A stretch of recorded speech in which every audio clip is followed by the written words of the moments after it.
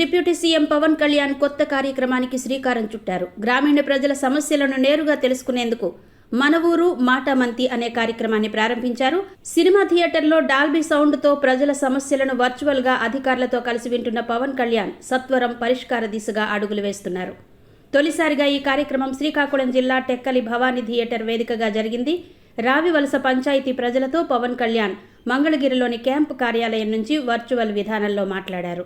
ఈ కార్యక్రమంలో మంత్రి కింజరాపు అచ్చెన్నాయుడు, కలెక్టర్ స్వప్నిల్ దినకర్ పుండ్కర్, రాష్ట్ర స్థాయి, జిల్లా స్థాయి ఉన్నతాధికారులు వర్చువల్గా హాజరయ్యారు. దీంతో గ్రామస్తులు సమస్యల గురించి చెప్పగానే పరిష్కారంపై అక్కడే పవన్తో పాటు అధికారులు, మంత్రులు హామీ ఇచ్చారు.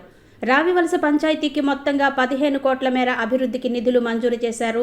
అందులో 14 సీసీ రహదారులు, 4 కాలువలు, దోబీఘాట్, పాఠశాల రక్షణ గోడ, సాగునీటి కాలువల పూడికతీత, శ్మశాన వాటికల్లో సౌకర్యాలు వంటి ఉన్నాయి.